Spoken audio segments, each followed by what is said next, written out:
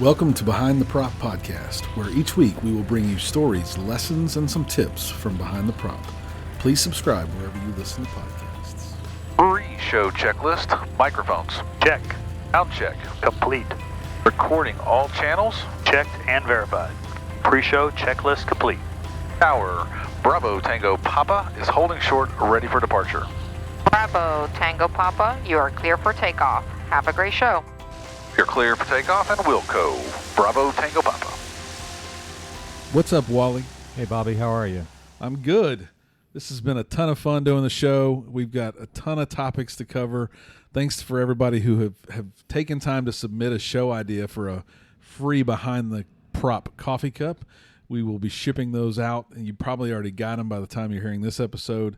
And we would love to hear more ideas. If you have ideas for the show, please don't hesitate to shoot us an email. I can be reached at bobby@behindtheprop.com, and Wally can be reached at wally@behindtheprop.com. Send your show ideas, and we'll add them to the list. We've been having a lot of fun. Well, I think I have. Wally, have you been having fun doing the show? I've been having a blast. We had our first guest on a couple weeks ago. We have more guests lined up in the future. This is kind of, I'll say, reinvigorated an old guy who was looking for a new fun way to give back. And I'm pretty sure it's doing the same thing for Wally as well. This week is all about the ignition system and a Magneto check. We've had ideas that we would do systems and things like that spattering throughout the podcast shows that we do, and this is really the first kind of systems item we're going to cover. I feel like I'm way behind the power curve as two guys sitting in a room. One of us knows a lot more about it than the other, and that would be Wally. But I think I have a view from a flight school owner's perspective on what things continuously kind of happen, how we think about it, how things do get broken and get fixed. And Wally has a view of an airplane owner himself and things that he sees in check rides that we're going to kind of run through today for sure. So we're going to kind of give an overview of the way we think about the ignition system in a Magneto check. Then we're going to kind of talk about common things we both see with pilots, renters, check ride candidates, and what happens that either throws them off or causes them problems. We're going to talk about some best practices as it relates to troubleshooting and resolving some of the symptoms that you may uncover. And then we're going to tell you a little story that might help you all be a better pilot moving forward. Wally, give us, because you do know it better than me, kind of almost from ignition switch through the system, kind of walk us through the way you think about the ignition system and the Magneto check, and then we can dialogue a little bit about how we do the Magneto check and what the checklist says. But let's start with an overview of the ignition system. I'm gonna do my best to make this extremely basic. I'm not an A&P. I'm not a mechanic, but I do operate these airplanes, and hopefully I operate them safely. So, on a check ride, I am required to, private and commercial, I'm required to cover three systems. One of the systems is engine, or power plant is the way it's listed in the ACS. Well, within the power plant system, there's a subsystem called the ignition system. That is, usually when we think of ignition, we think of starting the engine. But in fact, the ignition system is what's igniting the fuel, which is making the pistons within the cylinders, which is eventually turning the propeller. So the ignition system is constantly working within the airplane. So basically, the components of the ignition system are, you got the switch, which we all have right in front of us. There's a starter, which actually starts the airplane. But once the airplane gets going, and we're talking about traditional airplanes, we're not talking about an electronic ignition airplane, we have a Magneto system. And the root word in Magneto is magnet.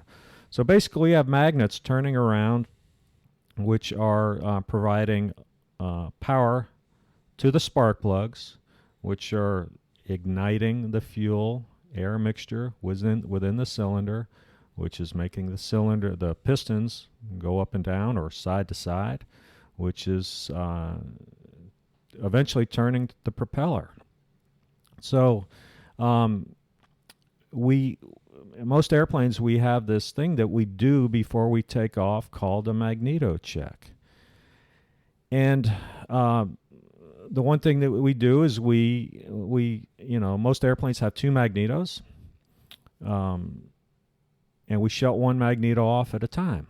And those are referenced normally as left and right. Correct. And that just, I guess, from what I've learned, there's two magnetos. Each of those magnetos have a line, a wire that leads from them to each cylinder. Correct. To each spark plug. Correct. Each magneto goes to each spark plug. So let's for demonstration purposes, let's talk about a 4-cylinder airplane. So a 4-cylinder airplane will have 2 spark plugs on each cylinder. So each magneto is providing power to 4 spark plugs. So basically, when we do the magneto check, we're shutting off a magneto, which in turn is now shutting off 4 spark plugs. So when we do a magneto check, a typical 4-cylinder Lycoming or Continental airplane is somewhere between 1,700 and 2,000 RPM. When we switch to one magneto, we're losing somewhere around 100 RPM. So we're losing about 5% power. Is the airplane still running? It is. If everything is working properly, is it running smoothly? It is. Will the airplane fly like this? Could you do this in the air? You could. And in fact, some people are advocates for doing a mag check in the air. But basically, we're shutting off half of the spark plugs, and each cylinder is now running on one spark plug. And again, we don't lose half the power. We lose maybe 5 to 7% of the power. Is it something that's noticeable? It's not. But what we're doing is by doing that magneto check, we're checking a whole lot more than the magnetos. So by doing the magneto check, we're checking the whole integrity of the ignition system. So if I ever get to be king of the world, one of the first things I'm going to do is we're going to quit calling this a magneto check, and we're going to call it an ignition system check. And it's, in fact, some of the newer airplanes refer to it as the ignition system check as opposed to the magneto check. I think what younger pilots do is, if there's a problem during the magneto check, they immediately attribute it to the magneto. And they'll taxi the airplane back. They'll go up to the mechanic and they'll say, hey, the left magneto is bad. When in fact, it could be a wire. And the most likely culprit is a spark plug. And one thing I try to encourage younger pilots to do is when you are speaking to maintenance people, don't tell them what you think is wrong. Rather, tell them what the symptom is. It's just like when you go to the doctor, you probably don't go into the doctor and say, hey, doc, I've got a kidney stone. You may want to say, hey, I have pain in my back, and this is what's going on. And you let the doctor make the diagnosis. Same with maintenance. If you come in and you say, I was doing my magneto check, when I was in the left position, the engine was running extremely rough. Okay, let them make the diagnosis. Now, if you come in and tell them you got a bad mag, I would venture to say that every mechanic is going to really say, well, it's probably not a mag, it's probably a spark plug. And well, they're probably going to say right then in that moment, did you try to clean the spark plugs? That's the first thing they're going to probably say. And I think that's probably, as you mentioned, the first most common thing that we see in the magneto check. Rough running engine, that's the symptom. The normal culprit, first and foremost, would be a fouled spark plug. Yeah, absolutely. The problem that we have with these airplanes is, on the ground, these engines run too rich. So there's too much fuel that is not being burnt. So that fuel turns into carbon, which builds up on the spark plug, and it makes the spark plug either less efficient or totally inefficient to where it's not firing at all. And if you haven't listened to any of Mike Bush's podcasts or any of his webinars, I would highly recommend that. One thing that the whole COVID thing with Oshkosh being canceled this past year, I watched a lot of virtual seminars. I'm a big fan of Mike Bush. He's the maintenance guru for general aviation airplanes. And I'd highly recommend any of his things. But he does talk a lot about this, and a lot of what I had been saying to my applicants was a little bit reaffirmed by some of his ideas and thought process. So the point is that taxiing around on the ground, we're really running these engines too rich. And so the fuel goes unburned, and it does deposit carbon on the spark plug. And that's what happens. So now, when are we going to see this? If we have one spark plug of a cylinder that is not running efficiently, under normal circumstances on both, we're never going to know it because the other spark plug is working just fine. So where we're going to see it is when we go to the mag check, when we shut off that good spark plug on a given cylinder, and now the only one that's running is the one that's running that may not be working at all or may just be inefficient. And the reason for the rough running engine is basically the engine is unbalanced. We've got one cylinder on one side that is working maybe at 100%, and the other one at the other side may not be working at all, or maybe working at a lesser percentage, so we don't have the equal force of the pistons balancing the engine out. And that's where we get the rough running engine. So again, this presents itself in what we call the Magneto check, and it's not a Magneto problem at all. It's a spark plug problem, and easily fixable. And a lot of the airplanes have a procedure in there for cleaning the carbon off the spark plug. So I would encourage you to check your POH, or if you don't have anything in the POH, check the with your mechanic or the flight school or the FBO that you're renting the airplane from. So we go through this cleaning process, and then we do another mag check. So we're checking the whole ignition system again, and we don't have the rough running engine. We've probably cleaned that carbon deposit off. All things are good, and we move forward.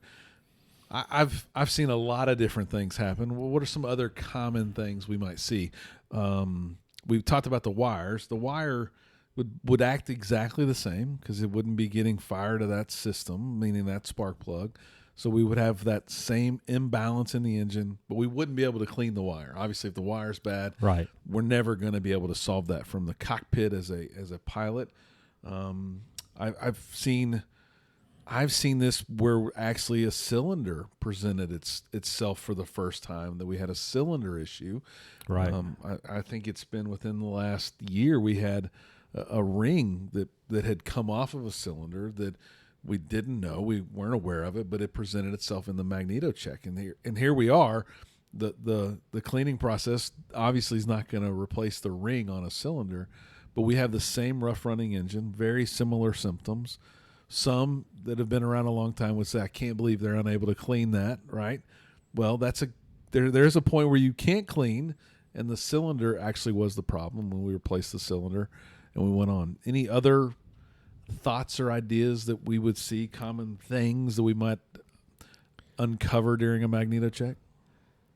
No, that is the most common, and what I hear when I discuss this with applicants on check rides is I will present this situation to them, and they'll say, well, the Magneto is fouled.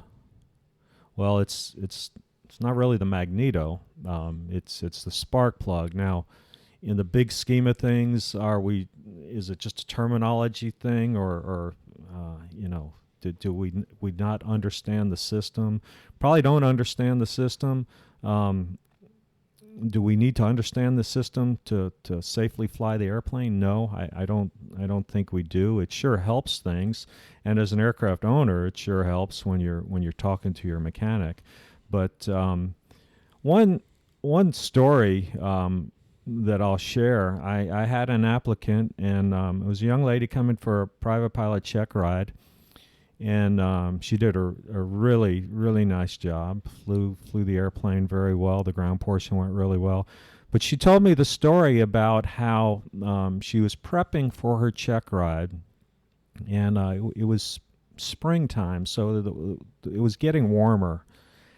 And she called her CFI, and she asked her CFI if he would mind if she brought her daughter along with her for this particular flight. They were doing their prep right before the check ride. So she was, far along in her private pilot training. And the CFI agreed to let her bring her daughter. So she came out, and they got in an airplane. They were in a 172, an N model 172, if I'm not mistaken. And they taxied out, and they did their run-up. Everything appeared fine, and they started their takeoff roll, and she said to her instructor, the airplane doesn't feel right. It doesn't feel like it's the right, it's making enough power. And his comment to her was, well, you've got your daughter in the back, and she's 100 pounds, and you're not used to that.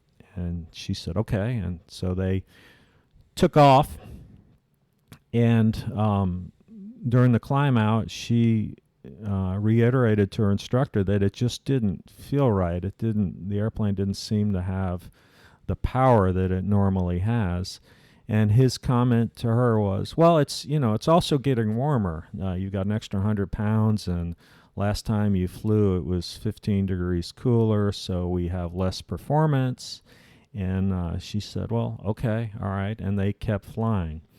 So just think about that for a little while, and think about what you might think might have been the culprit. There was a slight issue, and it all turned out fine because obviously she came back and earned her private pilot certificate just a couple weeks after that. But I'm going to leave that there and let you guys think about that. I believe Wally's going to give you the answer to that story next week on our show. Yes, and if you have some ideas about what might be the problem, just shoot me an email at wally@behindtheprop.com. So the other common thing, and we did mention it, was that the Magneto itself could be bad. And I challenge people because I've done a little bit more systems digging as a flight school owner than I ever did as a private pilot or instrument pilot. And I don't think many people know what a Magneto looks like.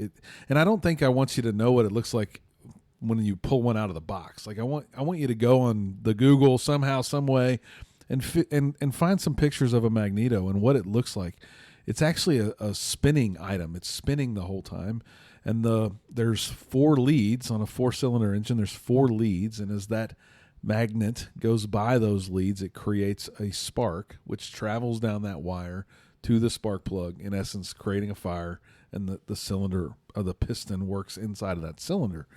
The timing in the Magneto could simply be off as well. I think too often, if I bought a Magneto every time someone told me that a Magneto was bad, or as you said, a Magneto was fouled, I would be broke, because it's not necessarily that the Magneto is broken completely, but that timing can be fixed. And that's where you might see an unusual drop in one side or the other. So I might have that 125 RPM drop in one side and 180 in the other. That would indicate there's probably something a little off, a little askew. Could be the Magneto, and as a flight school owner, I would challenge you to not say both Magnetos are bad. Come in and talk about the symptoms. On the left, I had 100 RPM drop. On the right, I had 180 RPM drop. I believe that it should be looked at by a professional. And I would say this too: if you're out doing your run up and you see that, every one of us has a cell phone with us, and taking a video of that mag check to actually show to the mechanic, because I'm not stupid. I know as a pilot, I come in and I tell mechanics stupid things, and as soon as I walk away, they're rolling their eyes at me. But video is really helpful. Anytime I have situations like that, I actually use it with our airline. Strange head scratching indications. It's real easy. Just pull out your iPad or pull out your phone and take a 10-minute clip. I mean, a 10-second video clip of what it's doing, and usually you can email it or text it to somebody, and that picture is worth 1,000 words. No doubt, and that's a great tip. I would highly recommend that for anything that you see. If you happen to see a problem with a cylinder in flight, one's hotter than the other, take a video of that. It could be an indicator, it could be a real problem, but it's going to help your flight school and your mechanic a ton by having that information as you saw it readily available for them. So I guess the last best practice I think I would share, Wally, is I've had a lot of CFIs come through here, and those CFIs had varying personal minimums, right? I've had CFIs that if it was more than 50 Delta, they weren't going to fly that aircraft for the day. Some have a hard line on the POH, which I would be my hard line probably, unless I heard something, right? What would you have a pilot create personal minimums around what they're going to see and do with a Magneto check? If I can't clean it, I'm not going. I mean, that's a pretty simple one, but what would your thoughts be from a mentor to some of these younger pilots on how you would reflect on a Magneto check that might not go just right? I would go by the numbers in the POH, and obviously if it's running rough, the engine should run smooth. So a rough running engine, to me, means it's an unbalanced engine. Most of these engines are O320s or O360s or maybe an IO. Those letters actually mean something. If you have an IO, the I stands for injected. It means it's a fuel-injected airplane. Not going to be any carburetor heat. There's no carburetor. If it's just an O, my 172 is an O320. O stands for opposed, and what that means, the root word of opposed is opposite. The cylinders are opposite of each other, and the reason that the engines, when running properly, run smooth is that the action of the pistons are counteracting each other. They're opposite of each other. So if one piston is not operating properly, that causes basically that engine to be unbalanced, and that's what causes a rough engine, a rough feeling engine. So don't feel obligated to go. That's kind of I think our tip to you, right, is have someone else take a second look, have someone jump in and do a run up with you, and make sure that they do the Magneto check. But don't just assume that it's just one spark plug. Make sure someone looks at it if it's still rough and you can't clean it by the flight schools or the FBO's procedures. Hopefully you've learned a little bit about the ignition system today. We're going to do more systems like this, pieces at a time, and hopefully as people want to learn more about systems, they can come back and listen to all these episodes and learn more. Today, I happen to have learned something myself, which is good. If you want to learn more about the ignition switch, the system in general, there's all kinds of information in the Airplane Flying Handbook and your POH.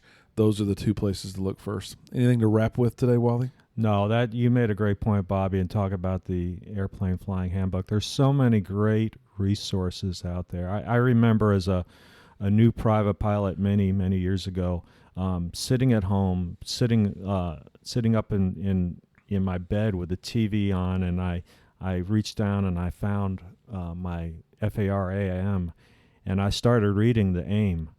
And I just remember it was a light bulb moment in my flying career. I remember thinking, oh my gosh, there is a lot of good stuff in here.